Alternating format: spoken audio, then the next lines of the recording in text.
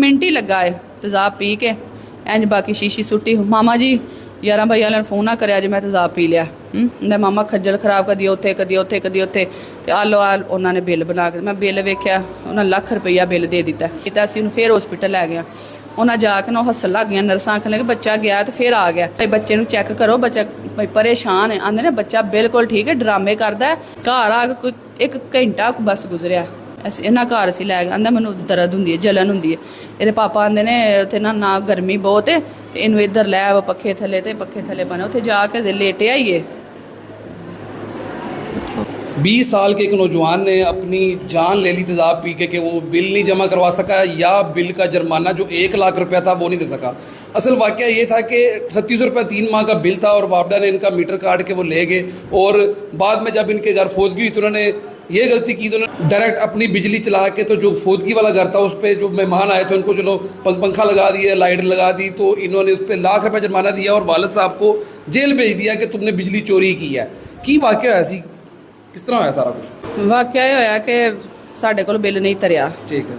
Metre ਲਾ ਕੇ ਲੈ ਗਏ। ਅਸੀਂ ਬਾਅਦ ਵਿੱਚ ਬਿੱਲ ਵੀ, ਇਹ ਵੀ ਨਹੀਂ ਕਿ ਚੌਥੇ ਦਿਨਾਂ ਬਾਅਦ 2-3 ਦਿਨਾਂ ਬਾਅਦ ਅਸੀਂ ਬਿੱਲ ਜਮ੍ਹਾਂ ਕਰਾ ਦਿੱਤਾ। ਫਿਰ 2500 ਰੁਪਈਆ ਜੁਰਮਾਨਾ ਵੀ ਭਰ ਦਿੱਤਾ।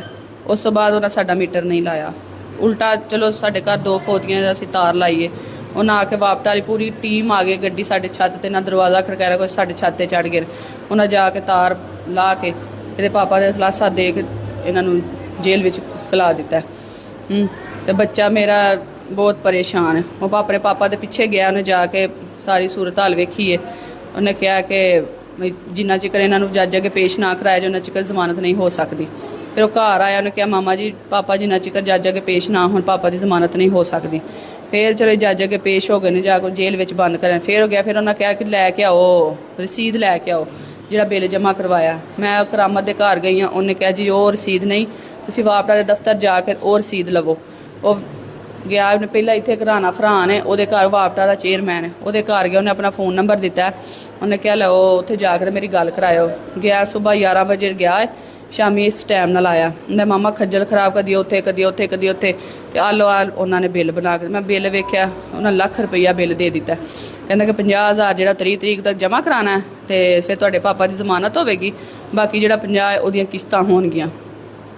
ਅਸੀਂ ਪਰੇਸ਼ਾਨ ਹੋ ਗਏ ਹਾਂ।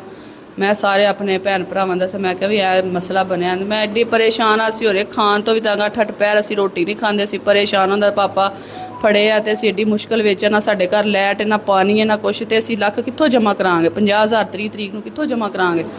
ਚਲੋ ਮੈਂ 1-2 ਨੂੰ ਪੁੱਛਿਆ, ਉਹਨਾਂ ਕਿਹਾ ਚਲੋ ਅਸੀਂ ਤੁਹਾਨੂੰ ਨਾ ਦੇਵਾਂਗੇ। ਫਿਰ 30 ਤਰੀਕ ਆ ਗਈ ਹੈ, 29 ਤਰੀਕ ਵਾਲੇ